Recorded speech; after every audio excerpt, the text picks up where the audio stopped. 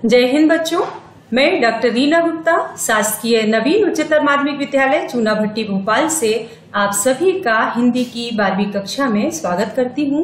बच्चों, आज हम आरोह भाग 2 से काव्य खंड कैमरे में कैद अपाहिज का अध्ययन करेंगे, जिसके कवि हैं रघुवीर सहाय जी। आइए बच्चों, हम पढ़ते हैं कैमरे में बंद अपाहिज, जिसे लिखा है रघुवीर सहाय जी ने। आज का अध्ययन हम इस प्रकार करेंगे। सबसे पहले हम कवि परिचय लेंगे, उसके बाद कविता का प्रतिपाद्य, कविता का सार, कविता का अर्थ, फिर वस्तुनिष्ठ प्रश्न होंगे, अभ्यास प्रश्न रहेंगे, कविता के आसपास और गृह कार्य। सबसे पहले बच्चों हम रघुवीर सहाय जी का जीवन परिचय देख लेते हैं। रघुवीर सहाय जी का जन्म सन 1929 ईस्वी में लखनऊ उत्तर प्रदेश में हुआ था। आपको साहित्य सम्मान के रूप में साहित्य अकादमी पुरस्कार मिला। आपका निधन सन 1990 में दिल्ली में हुआ। आपकी रचनाएं हैं, आप नई कविता के कवि हैं। इनकी कुछ आरंभिक कविताएं अज्ञेय द्वारा संपादित दूसरा तार सप्तक जो 1935 में प्रकाशित हुआ था, कुछ महत्वपूर्ण काव्य हैं इनके, सीढ़ियों पर धूप में, आत्महत्या के विरुद्ध, हंसो हंसो जल्दी हंसो, लोग भूल गए हैं आदि।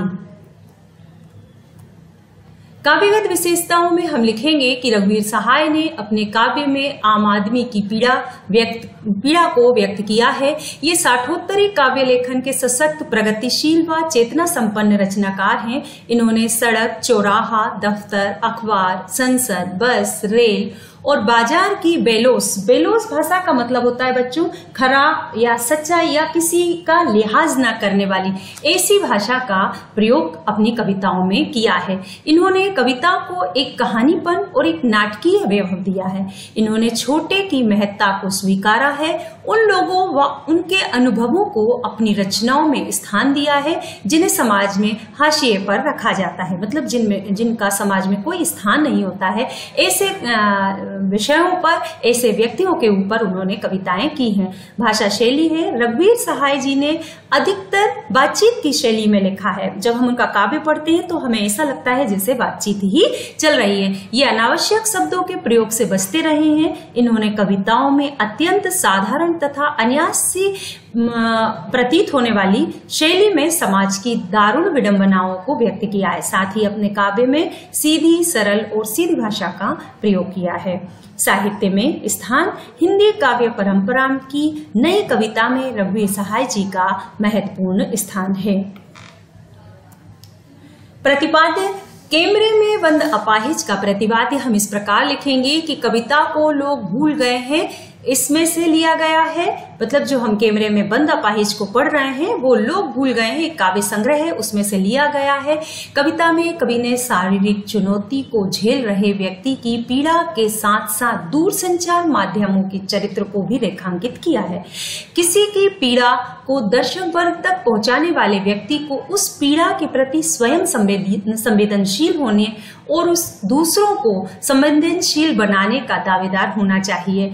आज विडंबना यह है कि जब पीड़ा को पर्दे पर उभारने का प्रयास किया जाता है तो कारोबारी दबाव के तहत प्रस्तुतकर्ता का रवैया संवेदनहीन हो जाता है।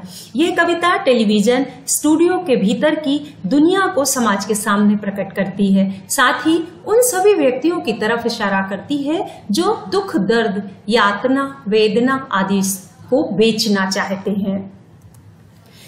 कविता का सार इस प्रकार है कि इस कविता में दूरदर्शन के जो संचालक हैं स्वयं को शक्तिशाली बताते हैं और दूसरों को कमजोर मानते हैं। वे विकलांग से पूछते हैं कि क्या आप अपाहिज हैं? अपाहिज हैं तो क्यों हैं? आपको इससे क्या दुख होता है?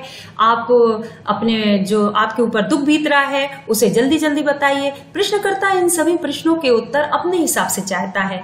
व्यक्ति की क्या विडंबना है, ये इसके स्थान पर वे स्वयं ही उससे अपने उत्तर कहलवाना चाहता जाता है। इतने प्रश्नों से विकलांग घबरा जाता है और प्रश्नकर्ता अपने कार्यक्रम को रोचक बनाने के लिए उसे रुलाने की कोशिश भी करता है ताकि दर्शकों में करुणा का भाव जाग सके। इसी से उसका उद्देश्य भी पूरा होगा। वह उसे सामाजिक उद्देश्य कहता है, परंतु पर्दे पर वक्त की कीमत है वाक्य से उसके व्यापार की पोल खुल जाती है। वक्त की कीमत मतलब उसमें कुछ विज्ञापन बीच में डाले जाते हैं तो उससे आमदनी होती है या उसका निश्चित पैसा रहता है, इसलिए इसमें उनके जो कार्यक्रम है उसकी पोल खुल जाती है। आइए बच्चों, हम अब कविता का अर्थ समझते हैं। पहले हम कविता की लाइनों को, कविता की पंक्तियों को पढ़ेंगे। हम दूरदर्शन पर बोलेंगे, हम समर्थ शक्तिवान, हम एक दुर्बल को लाएंगे एक बंद कमरे में। उससे पूछेंगे तो आप क्या अपाहिज हैं? तो आप क्यों अपाहिज हैं? आपका अपाहिजपन तो दुख देता होगा। देता है? कैमरा दिखाओ इसे बड़ा बड़ा। हाँ, तो आपका दुख क्या है? जल्दी बताइए, वह दुख बताइए। बता नहीं पाएगा। सबसे पहले हम इसके अर्थ को इसके कठिन अर्थ को समझ लेते हैं। समर्थ का अर्थ होता है सक्षम, शक्तिवान का अर्थ होता है ताकतवर, दुर्बल का अर्थ होता है कमजोर, बंद कमरे में टीवी का स्टूडियो जो रहता है उसे बंद कमरे कहा है, अपाहिज यानी अपंग या दिव्यांग, दुख यानी कष्ट। संदर्भ में हम कवि का नाम और पाठ का नाम देंगे। पाठ का नाम है आरोह भाग 2 में संकलित कैमरे में बंद अपाहिज। कवि का नाम है रघुवीर सहाय। प्रसंग हम इस प्रकार लिखेंगे। इस कविता में कवि ने मीडिया की संवेदनहीनता का चित्रण किया है। कवि का मानना है कि मीडिया वाले दूसरों के दुख को भी व्यापार का माध्यम बना लेते हैं। आइए बच्चों, हम इसका अर्थ समझते हैं। हम दूरदर्शन पर बोलेंगे, हम समर्थ शक्तिवान, हम एक दुर्बल को लाएंगे एक बंद कमरे में। बहुत ही आसान है और बहुत सीधी सीधी भाषा में कवि ने, रघुवीर सहाय जी ने लिखा है। कवि कहते हैं कि मीडिया के लोगों की मानसिकता का यहाँ पर वर्णन किया है उन्होंने कि मीडिया के लोग स्वयं को समर्थ और शक्तिवान मानते हैं। वे ही दूरदर्शन पर बोलते हैं। वह कहते हैं कि हम एक दुर्बल मतलब कमजोर व्यक्ति को बुलाएंगे तथा उससे प्रश्न पूछेंगे, क्या आप अपाहिज हैं? यदि है तो आप अपाहिज क्यों हैं? क्या आपका अपाहिजपन आपको दुख देता है? ये प्रश्न इतने बेतुके हैं कि दिव्यांग जो अपाहिज है इनका उत्तर ही नहीं दे पाएगा। इसी बीच प्रश्नकर्ता कैमरे वाले को निर्देश देगा जो कोष्ठक में बंद हैं इनके बारे में कि कैमरा दिखाओ, इसे बड़ा बड़ा करके दिखाओ। वह क्या कहेगा प्रश्नकर्ता कैमरे वाले से? उसे निर्देश देगा कि अपाहिज का स्क्रीन पर बड़ा बड़ा चित्र दिखाओ। हाँ, तो बताइए आपको क्या दुख है? आपका दुख क्या है? आपको कष्ट क्या है? अपने दुख को जल्दी बताइए। और अपाहिज इन प्रश्नों का उत्तर नहीं देगा क्योंकि यह प्रश्न उसका मजाक उड़ाते हैं। तो ये इसका अर्थ था। अब इसके जो विशेष है, काव्य सौंदर्य है, वो हम देख लेते हैं। इसमें मीडिया की मानसिकता पर करारा व्यंग्य किया गया है। काव्यांश में नाटकीयता है, जैसे बड़ा बड़ा दिखाओ, प्रश्न जिस तरह से प्रश्न पूछे जा रहा है, ये सब क्या है? एक नाटकीयता है। भाषा सहज व सरल है और व्यंजना शब्द शक्ति का यहाँ पर प्रयोग किया गया है। बच्चों, व्यंजना का अर्थ शायद आप जानते होंगे कि जब शब्द अपने सामर्थ्य को छोड़कर विशेष अर्थ को प्रकट करते हैं तो वहां पर व्यंजना शब्द शक्ति होती है। दूसरी व्याख्या है, दूसरा भावार्थ है, सोचिए, बताइए आपको अपाहिज होकर कैसा लगता है। कैसा यानी कैसा लगता है। हम खुद इशारे से बताएंगे कि क्या ऐसा। सोचिए, बताइए, थोड़ी कोशिश करिए, यह अवसर खो देंगे। आप जानते हैं कि कार्यक्रम रोचक बनाने के वास्ते हम पूछ पूछ कर उसको रुला देंगे। इंतजार करते हैं आप भी उसके साथ उसको रो पड़ने का करते हैं। इंतजार करते हैं आप भी उसके रो पड़ने का करते हैं। यह प्रश्न पूछा नहीं जाएगा। रोचक का अर्थ होता है दिलचस्प, मजेदार, वास्ते मतलब के लिए। इंतजार का अर्थ होता है प्रतीक्षा। प्रसंग हम देखते हैं कि प्रस्तुत जो पंक्तियां हैं उनमें कवि ने मीडिया की संवेदनहीनता का चित्रण किया है। कवि का कहना है कि मीडिया के लोग किसी ना किसी तरह दूसरे के दुख को भी व्यापार का माध्यम बना लेते हैं, जैसा कि इन पंक्तियों के माध्यम से हम समझेंगे। सोचिए, बताइए आपको अपाहिज होकर कैसा लगता है। कैसा? मीडिया के लोग अपाहिज से बेतुके सवाल करते हैं। वे अपाहिज से पूछते हैं आपको अपाहिज होकर कैसा लगता है। यह बात सोचकर बताइए, मतलब आपको कैसा लगता है। कोष्ठक में आए वाक्य का तात्पर्य यह है कि आपको कैसा लगता है। यह मीडिया वाले बताएंगे। कहने का मतलब यह है कि पीड़ा किसी और की और व्यक्त कोई और करेगा। सोचिए, सोचकर बताइए, थोड़ा सोचकर बताइए। आप नहीं बता पाएंगे तो आप सुनहरा अवसर खो देंगे। आपके पास इससे बढ़िया मौका नहीं हो सकता कि वह अपनी पीड़ा समाज के सामने रख सके, क्योंकि दूरदर्शन के माध्यम से बहुत सारे लोगों तक अपाहिज की बातें पहुंचेंगी। मीडिया वाले कहते हैं कि हमारा लक्ष्य अपने कार्यक्रम को रोचक बनाना है और इसके लिए हम ऐसे प्रश्न पूछेंगे कि वह रोने लगे। अच्छा, वो अपाहिज को रुलाना क्यों चाहते हैं? क्योंकि वे चाहते हैं कि अपाहिज और जो दर्शक हैं वो दोनों एक साथ ही रोएं। वे समाज पर कटाक्ष करते हैं कि वे भी उसके रोने का इंतजार करते हैं, मतलब जो दर्शक है वो भी अपाहिज के रोने का इंतजार करते हैं। यह प्रश्न दर्शकों से पूछा नहीं जाएगा, केवल बताया जाएगा। तो विशेष में भी हम इसमें लिख सकते हैं कि मीडिया अवसरवादिता के साथ साथ यहाँ उनकी संवेदनहीनता को कवि ने बताया है। अगला है, फिर हम पर्दे पर दिखाएंगे फूली हुई आंख की एक बड़ी तस्वीर, बहुत बड़ी तस्वीर, और उसके ओठों पर एक कसमसाहट भी। आशा है आप उसे उसकी अपंगता की पीड़ा मानेंगे। ये कोष्ठक में दिया है। एक और कोशिश, दर्शक धीरज रखिए, धीरज रखिए। कसमसाहट का अर्थ होता है बेचैनी, आयगता मतलब अपाहिजपन, धीरज का अर्थ होता है धैर्य, पर्दे पर यानी टीवी पर, वक्त यानी समय, और कसर कमी। संदर्भ हमारा वही चलेगा। आरोह भाग 2 से संकलित कविता है, कैमरे में बंद अपाहिज, और कवि का नाम है रघुवीर सहाय। इसका प्रसंग इस तरह से लिखेंगे बच्चों। प्रस्तुत पंक्तियों में कवि ने मीडिया की संवेदनहीनता का चित्रण किया है। उसने यह बताने का प्रयत्न किया है कि मीडिया के लोग किस प्रकार से दूसरे के दुख को भी व्यापार का माध्यम बना लेते हैं।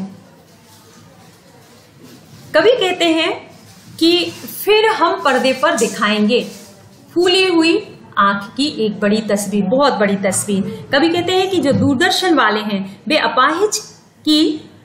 अपाहिज का मानसिक शोषण करते हैं। वे कहते हैं उसकी फूली हुई आंखों की तस्वीर को बड़ा कर करके पर्दे पर दिखाओ। वे उसके ओठों पर जो कसमसाहट है, बेचैनी है और कुछ ना बोल पाने की तड़प है, उसको भी वे पर्दे पर दिखाना चाहते हैं। ऐसा करके वो दर्शकों को उसकी पीड़ा बताने की कोशिश करेंगे। वे कोशिश करते हैं कि वह रोने लगे। साक्षात्कार लेने वाले दर्शक को धैर्य रखने की बात कहते हैं। वो इंतजार करते हैं, क्योंकि जब अपंग रोएगा, पाहिज रोएगा, तो इसकी पीड़ा के साथ साथ दर्शकों के अंदर भी करुणा जागेगी और ये कार्यक्रम की सफलता मानी जाएगी। अंतिम पंक्तियां हैं, हमें दोनों को एक संग रुलाना है, आप और वह दोनों। कैमरा बस करो, नहीं हुआ रहने दो, पर्दे पर वक्त की कीमत है, अब मुस्कुराएंगे हम। आप देख रहे थे सामाजिक उद्देश्य से युक्त कार्यक्रम, बस थोड़ी ही कसर रह गई। धन्यवाद। इसमें भी ये आगे की पंक्तियां हैं, वही संदर्भ और प्रसंग चलेगा इसमें बच्चों। हमें दोनों को एक संग रुलाने हैं, आप और वह दोनों, मतलब दूरदर्शन वाले दर्शकों व अपाहिज दोनों को एक साथ रुलाने की कोशिश करते हैं। उन्हें पता है ऐसा करने से कार्यक्रम सफल माना जाएगा। यदि अपाहिज अपना दर्द पूर्णतः व्यक्त नहीं कर पाया तो कोई बात नहीं, पर्दे का समय बहुत महंगा है। पर्दे का समय बहुत महंगा है का तात्पर्य क्या है? तात्पर्य यह है कि विज्ञापन आदि दिखाने से लाभ होता है। इसके लिए वे कहते हैं कि दूरदर्शन का समय बहुत महंगा है। इस कार्यक्रम के समाप्त होते ही दूरदर्शन में कार्यरत सभी लोग मुस्कुराते हुए और यह घोषणा करते हैं कि आप सभी दर्शक सामाजिक उद्देश्य से भरपूर कार्यक्रम देख रहे थे। इसको किससे जोड़ दिया उन्होंने? सामाजिक उद्देश्य से। क्या कहते हैं? सामाजिक उद्देश्य से भरपूर कार्यक्रम देख रहे थे। इसमें थोड़ी सी कमी रह गई है कि आप दोनों को एक साथ रुला नहीं पाए। फिर भी यह कार्यक्रम देखने के लिए आप सभी का धन्यवाद। यहाँ पर हम विशेष में लिख सकते हैं कि अपाहिज की बेचैनी तथा मीडिया व दर्शकों की संवेदनहीनता को दर्शाया गया है। उर्दू शब्दावली का प्रयोग भी हुआ है। उर्दू शब्दावली का प्रयोग यहाँ पर हुआ है और साथ में क्या हुआ है? पर्दे पर। पर्दे पर में क्या है? अनुप्रास अलंकार है और ये व्यंग्यपूर्ण नाटकीयता है। यहाँ पर व्यंग्यपूर्ण नाटक है। इसके साथ ही ये कविताएं कविता यहाँ पर समाप्त होती है। हम इसके बच्चों कुछ वस्तुनिष्ठ प्रश्न देख लेते हैं। पहला प्रश्न है, बहुविकल्पी प्रश्नों के उत्तर दीजिए। अब मुस्कुराएंगे हम, इस पंक्ति में हम कौन हैं? दूरदर्शन वाले, अपाहिज, दर्शक, कवि। तो यहाँ पर हम जो समर्थ हैं वो दूरदर्शन वाले हैं। दूसरा है, कैमरे में बंद अपाहिज कविता में कैमरा एक साथ क्या दिखाना चाहता है? क्या दिखाना चाहता है कैमरा एक साथ? दर्शक और अपाहिज को रोते हुए दिखाना चाहता है। इनके अन्य विकल्प ये हैं जिसमें से सही विकल्प है दर्शक और अपाहिज रोते हुए दूरदर्शन दिखाना चाहता है। कैमरे में बंद अपाहिज कविता में समर्थ शक्तिवान किसे कहा गया है? तो हमने अभी अर्थ समझा है। इसके विकल्प जो हैं वो है कैमरामैन को, अपाहिज को, दर्शक को, दूरदर्शन वाले को। तो दूरदर्शन वाले को। अपाहिज के ओठों पर क्या दिखाई देता है? उलझन, कसमसाहट, पीड़ा, मुस्कान। तो उसके ओठों पर कसमसाहट दिखाई देती है। अगला है प्रश्न की रिक्त स्थानों की पूर्ति कीजिए। कैमरे वाला खाली स्थान को साथ साथ रुलाना चाहता है, अपाहिज और दर्शक को। अगला प्रश्न है बच्चों इसका, कैमरे में बंद अपाहिज खाली स्थान कवि ने लिखी है। तो हमने अभी इनका परिचय पढ़ा है। रघुवीर सहाय जी ने इस कविता को लिखा है। हम हैं दुर्बल हैं या समर्थ? हम समर्थ हैं। दुर्बल को हम खाली स्थान ले जाएंगे, मेले में, बंद कमरे में। दुर्बल को हम बंद कमरे में ले जाएंगे। इसके बाद सत्य असत्य चुनिए। दूरदर्शन पर हम समर्थ और शक्तिवान हैं बोलेंगे, ये सत्य है। संचालक अपाहिज से अर्थहीन प्रश्न पूछता है, ये भी सत्य। पूरे के पूरे सवाल कैसे थे? बेतुके थे। अपाहिज अपना सारा दुख जनता को बता देगा, असत्य। वो कुछ भी नहीं बोल पाता है। कैमरे वाले पर्दे पर अपाहिज की हंसी दिखाएंगे, ये भी असत्य है। वो उसकी पीड़ा को दिखाना चाहते थे। अब बच्चों जो आपकी पाठ्य पुस्तक में प्रश्न हैं उनके कुछ हल प्रश्न हैं। यहाँ पर कविता में कुछ पंक्तियां कोष्ठकों में रखी गई हैं। आपकी समझ में इसका क्या औचित्य है? तो हम जितनी भी उसमें कोष्ठक में जो पंक्तियां हैं उन पंक्तियों को हम यहाँ पर उत्तर में लिखेंगे। कैमरा दिखाओ, इसे बड़ा बड़ा करो। हम खुद इशारे से बताएंगे कि ऐसा, क्या ऐसा, ये अवसर आप खो देंगे, ये प्रश्न पूछा नहीं जाएगा। आशा है आप उसे उसकी अपंगता की पीड़ा मानेंगे। कैमरा बस करो, पर्दे पर वक्त की कीमत है, बस थोड़ी ही कसर रह गई है। इस तरह के जितने भी हमारे पाठ में ये कोष्ठक आए हैं पहले तो हम उनको लिखेंगे और उसके बाद हम बताएंगे कि क्यों ये इनका प्रयोग क्यों किया गया है। इन सभी पंक्तियों से यही अर्थ निकलता है कि मीडिया के लोगों के पास संवेदनाएं नहीं है। यदि इन पंक्तियों को कवि नहीं लिखता तो कविता का मूल भाव स्पष्ट नहीं हो पाता। कविता का मूल भाव स्पष्ट करने के लिए ही कवि ने ये पंक्तियों को कोष्ठक में दिया है। इसलिए कोष्ठक में दी गई इन पंक्तियों के कारण शारीरिक और मानसिक अपंगता का पता चलता है। इसके बाद कैमरे में बंद अपाहिज करुणा के मुखौटे में छिपी क्रूरता की कविता है। विचार कीजिए, मतलब जो कैमरे में बंद अपाहिज है ये करुणा को दर्शाने के अंदर ही वास्तव में क्या है, उसके अंदर क्रूरता छिपी है मीडिया वालों की। तो ये हमें यहाँ पर सिद्ध करना है। ये कविता मानवीय करुणा तो प्रस्तुत करती ही है, साथ ही इस कविता में उन लोगों की बनावटी करुणा का वर्णन भी मिलता है जो दुख दरिद्रता को बेचकर यश प्राप्त करना चाहते हैं। एक अपाहिज व्यक्ति के साथ झूठी सहानुभूति जताकर उसकी करुणा का सौदा करना चाहते हैं। एक अपाहिज की करुणा को पैसे के लिए टीवी पर दर्शाना वास्तव में क्रूरता की चरम सीमा है। प्रश्न तीसरा है, हम समर्थ शक्तिवान और हम एक दुर्बल को लाएंगे। पंक्ति के माध्यम से कवि क्या कहना चाहता है?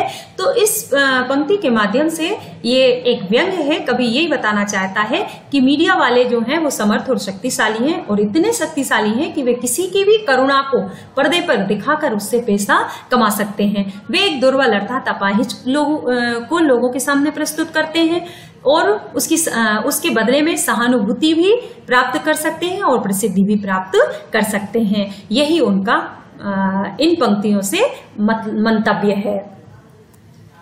प्रश्न चौथा है, यदि शारीरिक रूप से चुनौती का सामना कर रहे व्यक्ति और दर्शक दोनों एक साथ रोने लगेंगे तो उससे प्रश्नकर्ता का कौन सा उद्देश्य पूरा होगा? तो यहाँ पर यदि साक्षात्कार देने वाला अपंग व्यक्ति और दर्शक दोनों एक साथ रो देंगे तो प्रश्नकर्ता सहानुभूति प्राप्त करने में सफल हो जाएगा। किसकी सहानुभूति? दर्शकों की। उसका यह भी उद्देश्य पूरा हो जाएगा कि हमने सामाजिक कार्यक्रम दिखाया है ना, सामाजिक उद्देश्य की पूर्ति भी हो गई और उसे जो उसका उद्देश्य था वो भी पूरा हो गया। एक ऐसा कार्यक्रम जिसमें अपंग व्यक्ति की व्यथा का मार्मिक चित्रण हुआ है, उस व्यक्ति की सोच और वेदना का हूबहू चित्र हमने दिखाया है। पर्दे पर वक्त की कीमत है कहकर कवि ने पूरे साक्षात्कार के प्रति अपना नजरिया किस रूप में रखा है? इस पंक्ति के माध्यम से कवि ने पूरे साक्षात्कार के प्रति व्यावसायिक नजरिया को प्रस्तुत किया है। पर्दे पर जो कार्यक्रम दिखाया जाता है उसकी कीमत समय के अनुसार होती है। दूरदर्शन पर कार्यक्रम संचालक को जनता के हित या पीड़ा से उसका कोई उनका सरोकार नहीं होता है। वे अपने कार्यक्रम को कम से कम समय में लोकप्रिय करना चाहते हैं और अपंग की पीड़ा को कम करने की बजाय वो क्या करते हैं, अधिक करके दिखाते हैं ताकि करुणा को नकदी में बदला जा सके, रुपयों में बदला जा सके। संचालकों की सहानुभूति भी कैसी होती है? बनावटी होती है। इसके बाद हम आते हैं बच्चों कविता के आसपास। कविता के आसपास में पहला प्रश्न है, यदि आपको शारीरिक चुनौती का सामना कर रहे किसी मित्र का परिचय लोगों से करवाना हो तो किन शब्दों में करवाएंगे? तो यहाँ पर हम इसका उत्तर देंगे कि ये आप भी लिख सकते हैं। आप किस तरह से अपने मित्र का परिचय, आपके मान लीजिए आपके साथ आपका मित्र किसी तरह से दिव्यांग है और आप उसका परिचय अपने मित्रों से कराना चाहते हैं तो आप किस तरह से कराएंगे? आप सीधे ये तो नहीं कह सकते कि ये हमारा मित्र है और ये इस तरह से दिव्यांग है, आप इस तरह से उसका परिचय नहीं करा सकते। क्यों नहीं करा सकते? क्योंकि उसको कष्ट होगा, है ना। तो हम उसको किस तरह से व्यक्त कर सकते हैं उसका एक उदाहरण हमने यहाँ पर आपको दिया है कि यदि मुझे शारीरिक चुनौती का सामना कर रहे किसी मित्र का परिचय लोगों से करवाना हो तो मैं उसके गुणों को सबसे पहले बताऊंगी, है ना। उसमें कौन कौन से गुण हैं? शारीरिक अपंगता उसके स्वयं की बनाई हुई नहीं है, ईश्वरीय कृतियां हैं और ईश्वर के द्वारा दी गई किसी भी चीज की हम अवहेलना नहीं कर सकते। तो उससे पहले से ही कष्ट है और हम उसकी इस तरह से बात करके उसे और कष्ट पहुंचाएं तो ये उचित नहीं है। इसलिए हम सबसे पहले क्या करेंगे, उसके गुणों को बताएंगे, उसके गुणों से हम दूसरों को परिचित कराएंगे। मैं उसकी कमजोरी को व्यक्त नहीं करूंगी, जैसे ये मेरी सखी लता है जो मेरे साथ 12वीं कक्षा में पढ़ती है, ये बहुत प्रतिभाशाली है। 10वीं की परीक्षा में तो इन्होंने 7वां स्थान पाया था। इसके अलावा ये कविता पाठ बहुत सुंदर करती हैं। दुर्भाग्य से सड़क दुर्घटना में इनकी एक टांग जाती रही, इस कारण इन्हें बैसाखी का सहारा लेना पड़ता है, परंतु इसके कारण इनके उत्साह व जोश में कोई कमी नहीं आई है। पढ़ाई लिखाई में ये पहले की तरह ही मेरी सहायता करती है। तो बच्चों हम कुछ इस तरह से दें जिससे कि उनके जो विशेषताएं हैं वो उभर कर आए, ना कि उनके अंदर जो कमियां हैं वो बाहर निकल कर आए। दूसरा प्रश्न है, सामाजिक उद्देश्य से युक्त ऐसे कार्यक्रम को देखकर आपको कैसा लगेगा? अपने विचार संक्षेप में लिखिए। यहाँ पर आपको अपने विचार लिखना है। वास्तव में कोई भी सामाजिक उद्देश्य का कार्यक्रम हो और उसमें अगर व्यक्ति को आंतरिक रूप से चोट पहुंचाई जाए तो हमें उसका विरोध करना चाहिए। तो इस तरह से हम कुछ इस प्रकार से उत्तर इसका देंगे कि सामाजिक उद्देश्य से युक्त ऐसे कार्यक्रम को देखकर मुझे बहुत दुख होगा। ऐसे कार्यक्रम किसी की सहायता नहीं करते, ये सिर्फ अपनी लोकप्रियता बढ़ाना चाहते हैं। आज के युग में इस तरह के कार्यक्रम बहुत ज्यादा आते हैं। आप लोग भी टेलीविजन पर देखते होंगे, जहां पर लोगों के अंदर करुणा, कई लोग तो देखते देखते रोने भी लगते हैं, ऐसा भी होता है, आप लोग के साथ भी होता होगा। तो लोकप्रियता बढ़ाने के कारण इस तरह से किया जाता है ताकि वे अधिक से अधिक धन कमा सके। ऐसे कार्यक्रम बनाने वालों का उद्देश्य समाज सेवा कतई नहीं होता है, वे मात्र संवेदना बेचना चाहते हैं। ऐसे कार्यक्रम पर तुरंत रोक लगनी चाहिए। दर्शकों को भी ऐसे कार्यक्रमों को सिरे से नकार देना चाहिए। बच्चों, अब आपके लिए कुछ गृह कार्य है। यदि आप इस कार्यक्रम में के दर्शक हैं तो टीवी पर ऐसे सामाजिक कार्यक्रम को देखकर एक पत्र में अपनी प्रतिक्रिया आप दूरदर्शन को भेजें। इसी तरह से आप कुछ और भी जो सामाजिक उद्देश्य से युक्त ऐसे कार्यक्रम हैं, आप जो टीवी पर देखते हैं, तो आपको कैसे लगते हैं वो कार्यक्रम, आप कुछ उस तरह के प्रश्न भी आप बना सकते हैं। और साथ ही आप इस तरह के कुछ साक्षात्कार भी आप ले सकते हैं। कुछ ऐसे एक पैराग्राफ हो, उसको आप जैसे एक आपकी किताब है जिसके पेज नंबर 26 पर आप देखेंगे कि एक खबर का अंश छपा है, आप पढ़कर देखना। उस अंश में एक बिहार के जो बुधिया की कहानी है, वो एक काल्पनिक साक्षात्कार बनाने की बात उसमें कही है, तो आप उस अंश को पढ़कर देखें और एक साक्षात्कार आप बना सकते हैं। तो ये था आज का हमारा पाठ, आपको समझ में आया होगा। यदि आपको इसमें कोई चीज समझ में नहीं आती है तो आप अपनी कक्षा शिक्षक से उसके बारे में जानकारी ले सकते हैं। ये पाठ यहीं पर समाप्त होता है। धन्यवाद।